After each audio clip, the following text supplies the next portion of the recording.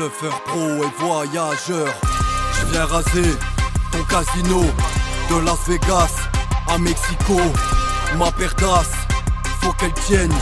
Des billets aux couleurs de Saint-Étienne. 3 bêtes, 4 bêtes. Je suis là pour te faire mal à la tête. Je vagabonde pour faire du bénéfice. Seul on va plus vite, ensemble on fait des chiffres. Yo les mecs, j'espère que vous allez bien. En direct du Canada, Québec, plus précisément Montréal. Ça fait 3 jours que je suis arrivé, trop bien. Dans le logement, je suis tout seul ce mois-ci. Et du coup je peux filmer au casino. Donc les 2 premières sessions j'ai pas pu filmer. Hier j'ai pu filmer. Pour le moment up 3K2 $ canadiens. Ça se passe nickel. Je suis à 10-15 minutes du CAS. Pour ceux qui connaissent, je suis à Châteauguay du coup, à côté de Montréal. C'est pratique, pas loin du casino. On réduit les frais. Au casino la bouffe est gratos, magnifique. Tu tips juste 1 ou 2 $ quoi. Ouais, je mange tous les jours au casino les gars. On profite. Bon, voilà, j'attends l'Uber. Partir pour une nouvelle session. Je suis là pour 1 mois à Montréal. Et après, on ira encore vers des nouvelles aventures non loin d'ici. Donc voilà, je vous dis au cas les gars. Allez les gars, on part directement sur les tables. On est au Playground à Montréal. Je suis en 2-5. Je dépose 1000 $. Je vous ai même pas présenté le casino. Monteur, mets-moi 2-3 photos, histoire qu'il visualise un peu.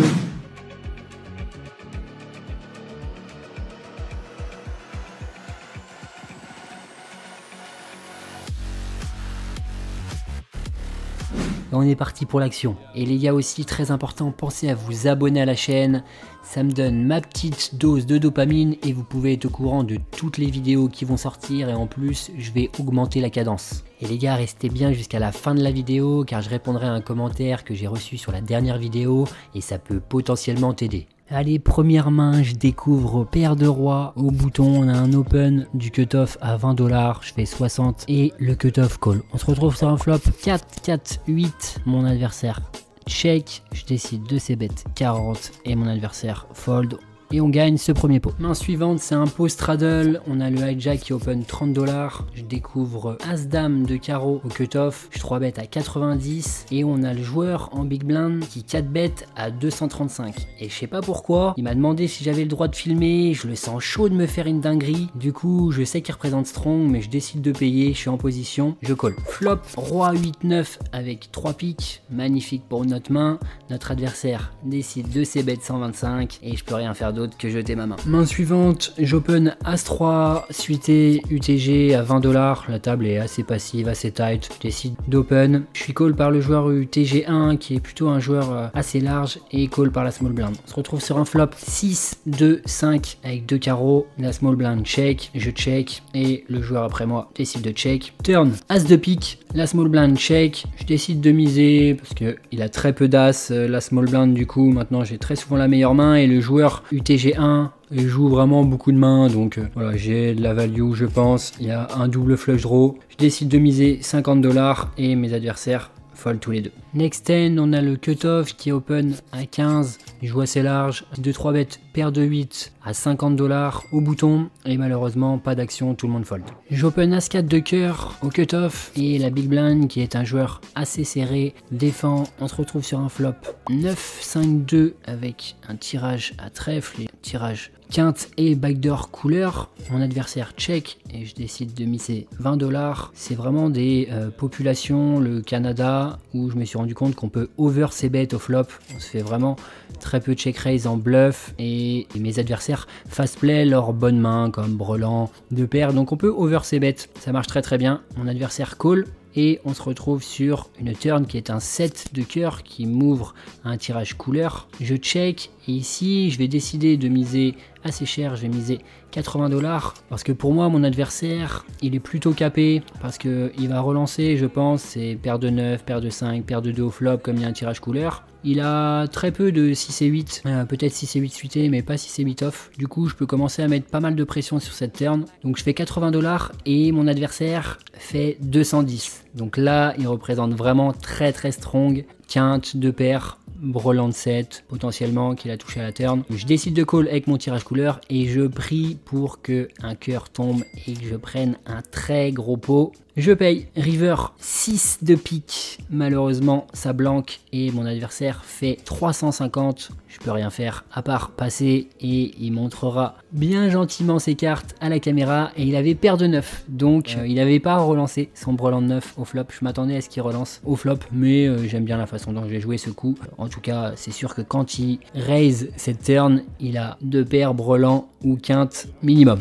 J'open valet 9 suité au low jack à 20 $ et je me fais 3 bêtes à 55 $ par le joueur serré au bouton, donc je sais qu'il a une range extrêmement strong. Maintenant on est assez deep, je vais être hors de position mais je vais avoir une très bonne visualisation sur sa range, donc je décide de call pour mettre un peu de piment, aller chatter et aller fracasser des overpairs. Ça va être mon bottom mais voilà, je décide de call. Flop vient As 5 10, je check et mon adversaire décide de check back, donc ici je vais rester vigilant, je vais pas partir dans des grands bluffs parce que quand il check back sur ce flop, c'est soit il a 2 rois ou soit c'est possible qu'il ait As et qu'il décide d'être trapiche. La turn c'est un roi, je check et mon adversaire mise 65 $ et je lui dis, je fold, je lui dis Aces is good et il est sympa, il me montre ses cartes et il retourne 2 As. Je check ma big blind avec roi 7 de trèfle, on est en 3 way, on se retrouve sur un flop 9 8 2 avec 3 trèfles. Je vais flush loper, j'hésite à miser mais au final je pars plutôt pour un check raise parce que mes adversaires overstab dès qu'ils ont une paire, donc je décide plutôt de faire grossir le pot en check raise mais malheureusement tout le monde check et la turn est un valet. Je décide de check dans cette même idée parce que ça quand même percute pas mal les ranges. Je pense qu'à valet va miser, dame 10 va miser, les 2 paires comme valet 8 vont miser, 10 et 7 vont miser et du coup je vais pouvoir check raise, donc le bouton mise 15, je fais 75, l'autre joueur passe et mon adversaire call. River 2, la belle brique et je décide de faire assez cher pour target la range strong, donc 10 et 7, dame 10, valet 8, mais donc je fais 225 mais malheureusement mon adversaire passe. J'open 10 et 8 off au bouton à 20 $, la bébé défend, flop valet 2, 3, la bébé check, je fais 15 $ et mon adversaire passe. Comme je vous disais, vous pouvez over ces bêtes, que ce soit en France, au Mexique, au Canada, aux États-Unis, c'était un peu moins, c'était un peu plus aggro sur les fréquences de ces bêtes, ça check raisait un petit peu plus, mais je vous tiendrai au jus sur les tendances au niveau des différents pays, mais ça marche quand même très bien d'over ces bêtes, la moitié du pot, un tiers pot, ça marche très bien, donc allez-y les gars. Jizo raise, paire de 4 contre un limp en early position à 20 $, la early pay call et on se retrouve sur un flop 6-3-3 avec un tirage à carreau. Mon adversaire check, je sais bet la moitié du pot et mon adversaire fold. Clairement s'il avait payé, je pense que j'avais un bon spot de check turn into catch river parce que quand je sais bet pas très cher au flop, il va call pas mal de mains et donc du coup potentiellement il va se retrouver un petit peu obligé de bluffer s'il a pas touché river. Donc voilà, ça pouvait être un spot mais malheureusement pas d'action. Il y a un limp UTG à 5, Jizo 25 avec dame valet de trèfle au low jack et UTG call. On se retrouve sur un flop roi 7-3 avec 2 trèfles, vilain donc bête à 20, il va souvent avoir un roi X, des mains comme roi dame, roi valet, roi 10, quand il mise comme ça, des flush draw, je décide de call avec mon tirage couleur, je m'attends pas à avoir beaucoup de fold equity à raise sur ce flop, je préfère call pour bluff plus tard. Turn as de cœur, vilain check. Il a très peu d'as dans sa range. Pré-flop, s'il a as-roi, je pense qu'il va relancer et continuer sur cette turn. Du coup, il est très orienté roi X. Et l'idée, c'est de le faire call sur la turn pour maximiser ma fold equity sur la river et d'envoyer un gros parpaing. Car quand il call sur la turn, il se trouve capé. Il n'aura pas de brelan joué comme ça, 7-7, 3-3. Il a très peu de as-X de trèfle joué comme ça également. Donc, il aura beaucoup de mal à se défendre river. Et en plus, je joue les trèfles et les 10. Je bet 50 et il call. River 7 de cœur et vilain donc bet 75. C'est vraiment une petite mise par rapport au pot, une sorte de blocking bet que j'interprète simplement en petite mise égale jeu faible. Là les gars, faut prendre son courage de deux mains et envoyer un parpaing. Même avec un low As-X qui split contre la plupart des As, il va être en PLS et en plus, il en a pas beaucoup en donc bettant flop et en checkant la turn peut-être des As-X flush draw, mais ça va être vraiment compliqué pour lui si je fais cher. J'aurais pu jam aussi pour être sûr qu'il fold tous les low As-X à 100% et pour maximiser ma fold equity et représenter As-As, Roi-Roi, As-Roi. Il a 650 de stack, je décide de raise à 400 $ et il passe rapidement. Les gars, j'espère que ce vlog et ces conseils vous plaisent. Si tu es joueur de poker et que tu souhaites switcher en cash game live, ou si tu es déjà joueur de cash game live et que tu souhaites gagner plus durant les 4 prochains mois, prenez une session de coaching offerte avec moi et je vous donnerai un plan d'action clair à mettre en place. On a le cutoff qui est open à 15 $ et c'est un peu un sizing tel parce qu'avec ses mains fortes, il va plutôt open 20-25 $ et donc du coup, en plus c'est un joueur assez loose qui est open. Donc j'ai roi 10 au bouton, je décide de 3 bet, 3 10 off, je fais 50 $ et il fold rapidement sa main en montrant un 4 et il abuse un peu à open au cutoff, donc il faut vraiment beaucoup 3 bet ce genre de joueur, surtout que le rake est assez élevé, donc on veut quand même beaucoup plus 3 bet que flat dans ces situations. On a un joueur qui open 15 $ au bouton, pareil, il open un peu trop. J'ai as de suité en big blind, je 3 bet directement pour montrer un peu qui est le patron à la table et que ma blinde elle est pas destiné à lui revenir à chaque tour, donc je fais 60 $ et vilain snap fold. J'open paire de 10 à 25, je size up un peu, la table est calling station, les gens ne voient pas les sizing tells, sont pas très concentrés, sont pas très attentionnés, donc je size up, MP juste à ma gauche call et la big blind défend. On se retrouve sur un flop 10, 9, 3 avec 2 cœurs et la big blind donc bet à 50, donc quand il donc bet ici, c'est pas pour folder si je relance, donc je relance directement pour mettre l'argent au milieu avec mon top brelan. Je fais 225, le joueur intercalé entre nous fold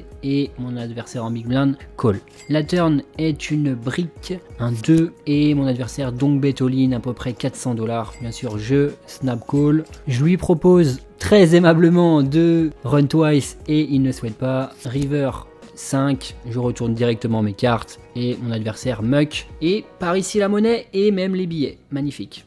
J'ouvre as 10 off en big blind, je défends ma big blind vs un raise du TG à 15 $ et un call du hijack. Flop as dame 9 avec 2 piques, je check, all check, turn roi, je décide de checker, il y a quand même 2 rois qui rendent des mains comme roi dame. L'open raiser check et le hijack bet 40 dans 47. Je call, le joueur intercalé entre nous fold, river, une brique, je check et mon adversaire check back et on remporte ce petit pot.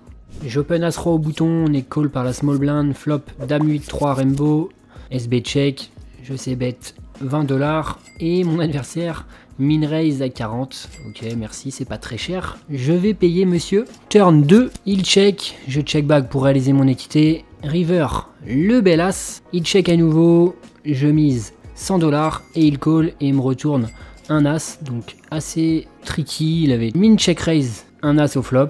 Bon, en tout cas, on prend la note que notre adversaire peut faire des moves assez surprenants. J'open dame 10 de cœur au hijack à 20 $. Le cutoff call, flop dame 6, 9 rainbow. Je check vraiment beaucoup quand je suis hors de position et en heads up. On récupère beaucoup de clairvoyance sur l'action et le sizing du joueur. Il check aussi, 3 de trèfle, je mise 40 et mon adversaire fold. Il y a un limp UTG, Giso, roi valet, on a un call de la big blind et le joueur UTG limp raise à 100 $. Je vais pas faire de folie, j'ai une main qui est vraiment dominée, je fold gentiment. Giso à 30 $, roi 10, au cutoff vs un limp du hijack, la bébé call et le limper call. Flop 8-8-9. Mes deux adversaires check, je sais bet assez petit, 40 pour 2 barrels très souvent et mes deux adversaires fold. Je défends dame 10 en big blind contre un open à 15 $ du bouton. Flop as valet 4, on check tous les deux, la turn c'est un 8 de carreau. Je prends le bluff à 25 $ et vilain fold et on remporte ce petit pot. Ok, on a le hijack qui open à 10 $, je prends ça vraiment pour de la faiblesse. Du coup, je prends le 3 bet en small blind avec 7 et 6 de cœur. Mon adversaire call, on se retrouve sur un flop roi 3, 5. Je décide de check. Quand il check back, il va être très souvent capé et du coup je vais mettre directement de la pression. Je m'attends pas à ce qu'il check un roi. En général, les adversaires protègent très peu leur range de check back. Il décide de check back, turn 9 de carreau, je fais 100 pour mettre énormément de pression à son stack. Il a à peu près 275, 300 $. Et mon adversaire snap fold. Et s'il avait payé, c'était tapis river. J'open valet 10 suité au bouton à 20 $. Je suis call par la big blind. Flop as roi 4 avec mon backdoor flush draw. Mon adversaire check. Je sais bet 20 $. il call, turn 10, mon adversaire check, et je décide directement de transformer mon 10 en bluff. L'idée c'est de pas faire trop cher pour qu'il me raise ses mains fortes, et par contre s'il call, il aura beaucoup de call, fold, river, et j'enverrai un parpaing et ça foldera toute sa range. Je fais 50 et ça suffit pour faire fold, il passe. J'open valet 10 de carreau en late position à 20 $ et la bébé défend. Flop roi 9-6 avec 2 trèfles, mon adversaire check, et vous connaissez la musique, c'est bête 20 $, fold de votre adversaire et vous remportez le pot. Voilà, je sais pas pourquoi vous voulez télécharger GTO Wizard, là, le poker c'est pas compliqué, vous raisez avant le flop, vous CBT au flop et vous gagnez le pot. Jizo As-10 de trèfle à 35 au bouton, après un limp du cutoff et du low jack, il y a un call de la small blind, un call de la big blind et un call du low jack, et le cutoff, il limp re-raise à 165. Bon, alors là c'est vraiment chelou, le mec il limp au cutoff et limp re-raise après, avec la dead money qui est au milieu, j'ai As-10 de trèfle, c'est un spot un peu qui va rajouter de la variance. J'ai pas spécialement d'infos sur le cutoff, je décide de passer, mais clairement je suis sceptique. Et le flop c'est venu As-Roi avec 2 carreaux, et il y avait simplement la big blind qui avait call, la big blind a check, cutoff qui avait limp re-raise a fait tapis, et il s'est fait call, c'était As-Roi avec 2 carreaux au flop, il s'est fait call par 6 et 8 de carreaux, et le limp re-raiser avait paire de 2, et je peux vous dire que j'aurais call si j'avais fait top pair, parce que pour moi, il va jamais jam As-Roi-Roi. Donc pour ceux qui ont suivi les vlogs en Arizona, on était sur l'inconnu de l'équation main what the fuck. Je trouve une belle paire de dames. Sur un pot straddle en 5, 10, 20 $, j'open à 75 et malheureusement tout le monde fold. Il n'y a pas moyen de jouer un gros pot. Il y a un open à 20 $ au bouton, j'ouvre les valets en small blind, je 3 bet à 80 et il y a un call de la big blind et le bouton complète. On se retrouve sur un flop As Dame 9, donc bon flop pour ma range mais mauvais flop pour ma main. Je check, la big blind check et l'open raiser check back. La turn est un 2, je check, la bébé check et le bouton bet 65. J'hésite à call, j'hésite à check raise aussi parce qu'il va être en PLS avec des mains comme roi dame, dame valet. Il a vraiment pas misé cher, il a misé un carpo, as 10, as 5, suité, des mains comme ça. Surtout que je m'attends à ce qu'il bet tout, c'est as dame au flop, c'est paire de 9 au flop, donc pour moi il est quand même assez capé, donc j'aurais bien aimé quand même faire un petit move ici. Et au final je commence à être un peu fatigué de la session, il y a un joueur apparaît derrière moi, je décide de la jouer tranquille et de fold, la bébé fold et il remporte ce pot. Voilà pour cette session les gars, j'ai joué environ 8 heures, c'était pas ma première session au casino mais j'avais pas encore l'autorisation pour filmer avant, donc voilà, plutôt content. Session gagnante dans le vert, plus 620 $. Pas de gros pots joués, mais plutôt content de la manière dont j'ai joué. C'est toujours important de bien s'imprégner du spot et de pas tout de suite trop se juger quand on arrive sur un nouveau spot. Il y a des nouvelles adaptations à mettre en place, bien comprendre le field. Les populations sont parfois très similaires, parfois complètement différentes entre les différents pays. Donc voilà. Je me baladais non loin de Montréal dans mon petit quartier bien calme. Quel plaisir d'être libre comme ça et de pouvoir faire ce qu'on veut, quand on veut, où on veut. Je voulais réagir à un commentaire que j'ai eu sur la vidéo de la semaine dernière, sur les 15 conseils poker. Il y a Jean-Michel31 qui a commenté « Compliqué de faire un voyage poker en solo par rapport au logement ». En fait, ça c'est une bonne remarque.